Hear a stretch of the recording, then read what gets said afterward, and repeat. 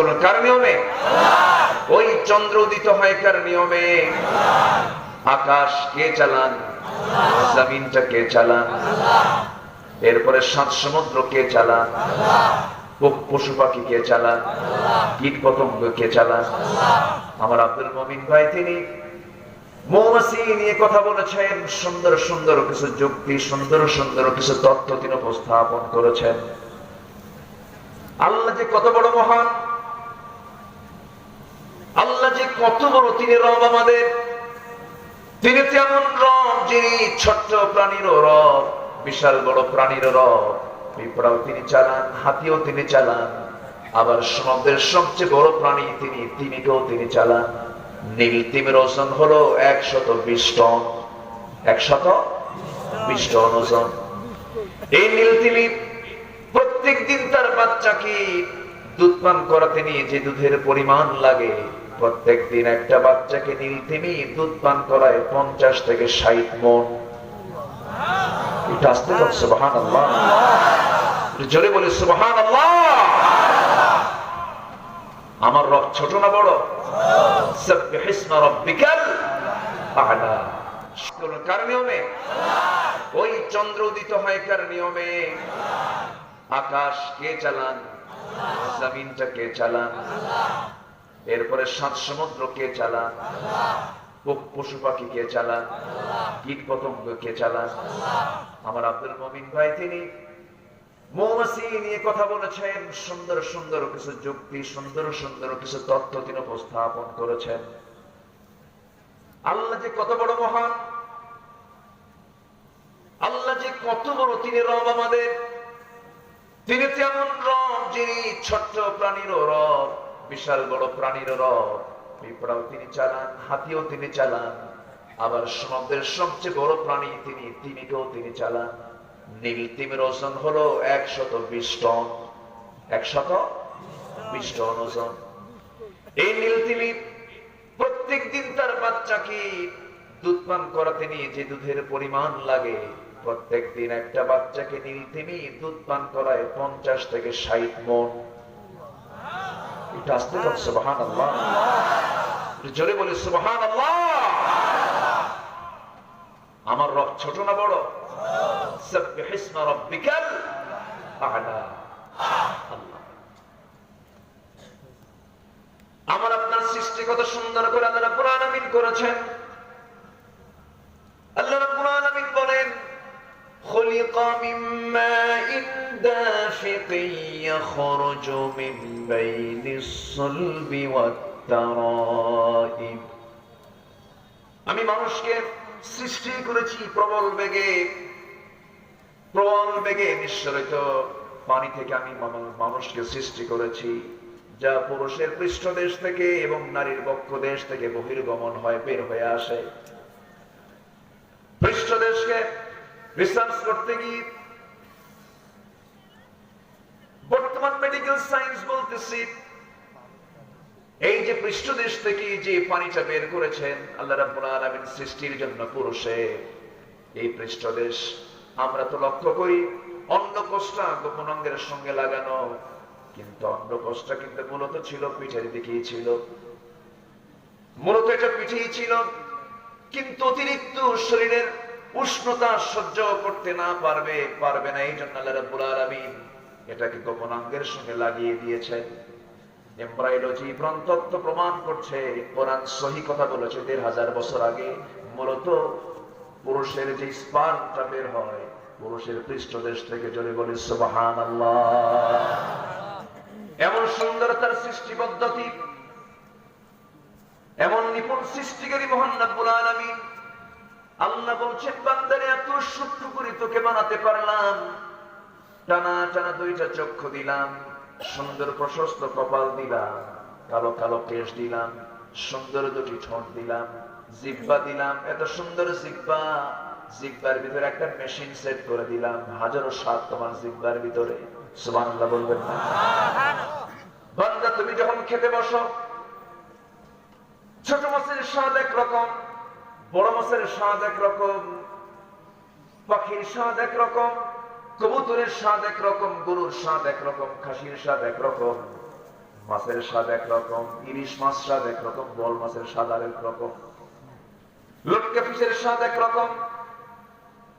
হাজারো ফল আমি তোমার জন্য বানিয়ে দিয়েছি, জিহ্বা মাত্র দিয়েছি একটা, এমন একটা মেশিন দিয়েছি।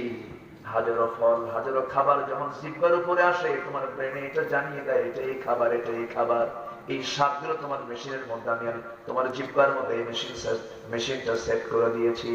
বান্দা যখন খাবে বিসমিল্লাহ বলবে, যখন শেষ হবে তখন আলহামদুলিল্লাহ বলবে, সমস্ত বরকত আমি তোমার উপরে নাজিল করে দেব। জোরে বলি সুবহানাল্লাহ। আমার ভাইয়েরা, কিন্তু আল্লাহ বলছেন বান্দা আমি কসম খাচ্ছি, সময়ের কালের কসম খাচ্ছি। সময়ের কসম কে খাচ্ছেন? সময়ের কসম কে খাচ্ছেন? আল্লাহ। ওয়াল আসর, সময়ের কসম কেন? এই পৃথিবীতে সবচেয়ে মূল্যবান জিনিস হলো টাইম। সময় যখন চলে যায় সেই সময়টা আর ফিরে আসে নাকি? আজকের যে 26 তারিখ, এই যে চলে গেল, আর কি কোনোদিন ফিরে পাবো নাকি? আর ফিরে পাবো না। এই যে কথা শুনতেছি আমি, এই যে কথা বলতেছি আমি, আর এই সুযোগ আর জীবনে আসবে না। আগামীকালকে বাঁচবো কিনা তাও জানি না।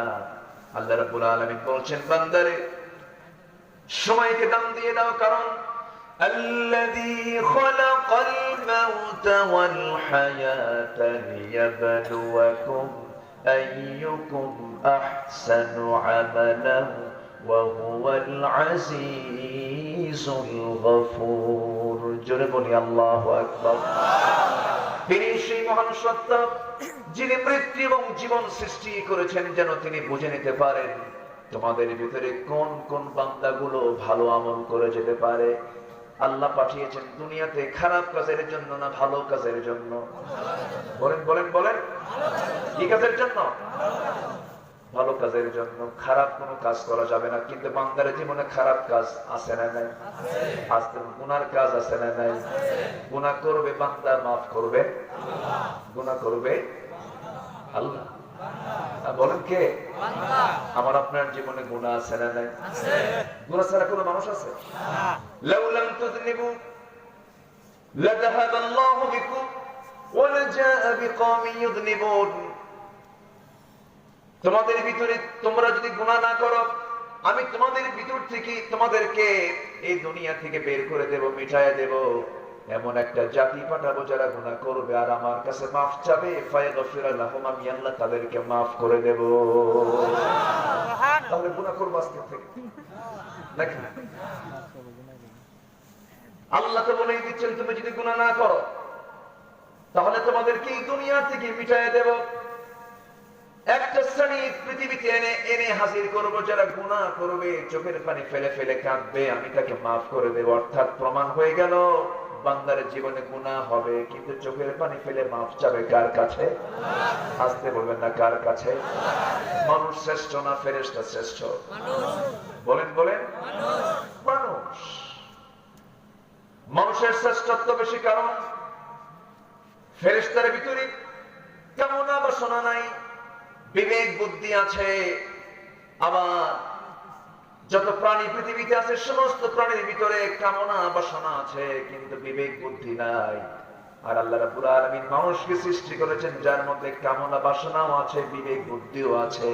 যদি বিবেক বুদ্ধি খাটায়া কোরআন হাদিসকে সামনে রেখে যদি কামনা বাসনাকে নিয়ন্ত্রণ করে চলে, বৈধ পন্থায় চলে, সে ফেরেশতার চাইতে শ্রেষ্ঠ হয়ে যায়।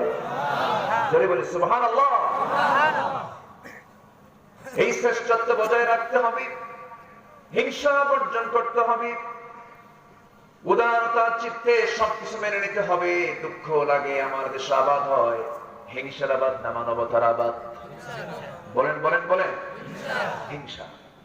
একজন একটু ভালো চলে আরেকজন দেখতে পারে না, একজন একটু উন্নতির দিকে যাচ্ছে আরেকজন শুধু কেমনে অবনতি হয় ঠ্যাং ধরে টানে, কিন্তু আল্লাহ তার কান ধরে উপরে উঠায়। ঠিক কিনা? হিংসা করলে, যার হিংসা করবা তার কোনো ক্ষতি হবে না, ক্ষতি হবে তোমার নিজের। সম্মানিত ভাই, সম্মানিত বন্ধুগণ, শয়তান তো সর্বক্ষণ লেগেই থাকে। শয়তানের কাজ তো আমার আপনার ঈমানকে নষ্ট করে ফেলা। আপনি শিক্ষক, আপনি শিক্ষা দেন, শয়তান আপনার শিক্ষাকে বন্ধ করার জন্য, শিক্ষাদানকে বন্ধ করার জন্য আপনার ছাত্রের মুখ থেকে বের করবে শিক্ষক তো অজ্ঞ, বোকা, ওই শিক্ষক তো কিচ্ছু বোঝে না, যেন শিক্ষক খেপে ওঠে। কিন্তু না, শিক্ষক ভাববে তখন এটি শয়তানের কুমন্ত্রণা, আমার শিক্ষার কাজ আমাকে চালাতেই হবে। সুবহানাল্লাহ। দানবী দান করে, কাউকে দিয়েছে কিছু, কিন্তু যে দান পেয়েছে সে আবার তার বিরুদ্ধে কথা বলে, এতে তো দানবীরের তো একটু মন খারাপ হওয়ারই কথা। কিন্তু দানবীরকে ভাবতে হবে না, আমি তাকে দিয়েছি কার জন্য? কার জন্য? অতএব সে আমার বিরুদ্ধে যতই বলুক না কেন, আমার দান করা বন্ধ করা যাবে না। সম্মানিত ভাইরা, নিজের আত্মীয় স্বজন, শত্রুতা আছে না নেই বলুন তো? শয়তান লেগে দেয় আত্মীয়কে, তুই ওর বিরুদ্ধে শত্রুতা কর, যেন সেজন আত্মীয় হক না আদায় করতে পারে। আমাকে ভাবতে হবে এটা শয়তানের ওয়াসওয়াসা না, আমার আত্মীয়, সে আমার শত্রুতা করলেও আমি তাকে আত্মীয়তার বন্ধনে আবদ্ধ করে রাখবো। সম্মানিত ভাইয়েরা, ইসলাম এগুলো শেখায়। কিন্তু আজ হিংসার যন্ত্রণায় মুসলিম বিশ্ব কেউ কাউকে দেখতে পারে না, এক হুজুর আরেক হুজুরকে দেখতে পারে, এরকম আছে না নাই? কেমন যেন একটা গ্রুপিং গ্রুপিং ভাব, কেন না? খুলিকাল ইনসানু হালুআ, মানুষকে সৃষ্টি করা হয়েছে সংকীর্ণ মন করে। ওয়াইদা মাসসাহু শাররু জাজুআ, যখন তার কাছে কোনো বিপদ আসে তখন সে ঘাবড়ে যায়। ওয়াইদা মাসসাহুল খায়রু মানুআ, যখন তার সামনে কল্যাণ আসে তখন সে বলে এগুলো তো আল্লাহ দেয় না, এগুলো আমি নিজেই পাইছি। যেরকম নাউযুবিল্লাহ। কিন্তু তারা করে না, যারা মুসল্লি, যারা সেজদায় দাঁড়ায়, যারা সেজদায় পড়ে কাঁদে, কার ভয়ে? আল্লাহর ভয়ে। আমার ভাইয়েরা,